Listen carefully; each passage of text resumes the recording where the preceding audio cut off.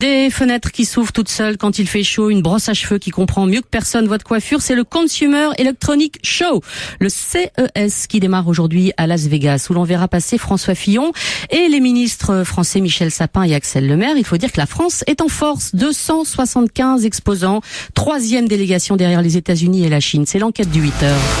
Bonjour François Geffrier. Bonjour. Vous êtes à Las Vegas pour Europe 1. Est-ce qu'il faut en déduire que la France est devenue un géant de la technologie? Qu'est-ce qu'on dit sur place de cette délégation française? Quand vous demandez à des journalistes étrangers spécialisés, ils sont bluffés par le nombre et la qualité des innovations françaises. La BBC a même pris en exemple la France et reproché au gouvernement britannique de ne pas en faire assez. Même constat côté américain, comme Casey Newton, journaliste au site The Verge, qui a bien noté qu'on voyait partout dans les allées le coq rouge vif, symbole de la French Tech. 275 startups venant d'un même pays, on ne voit pas ça tous les ans au CES.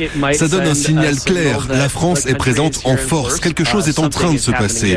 Il y a de nombreuses entreprises françaises dans les machines, les objets connectés, ce n'était pas le cas avant. Cette nouvelle vague venant de la France pourrait donner quelque chose de très intéressant.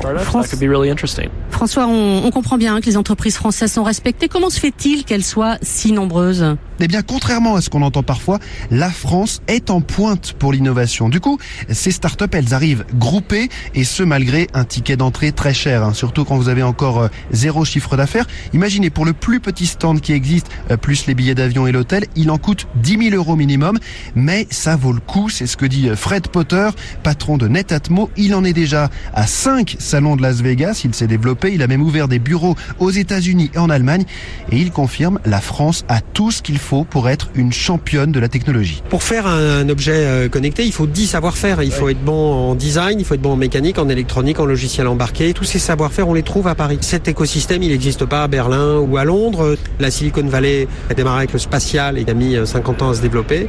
En France, modestement, à une échelle bien moindre, il y a vraiment quelque chose qui se passe. Voilà la recette, des bons ingénieurs qui veulent créer leur boîte, des financements, ça se développe. Paris va peut-être dépasser Londres cette année. Et puis des pouvoirs publics qui poussent les startups à sortir des frontières. François, j'ai une dernière petite question. Ces nouveautés, ce sont des prototypes? Las Vegas, c'est un peu l'épine du high-tech, ou sont des produits qu'on va trouver, voire qu'on trouve déjà sur le marché?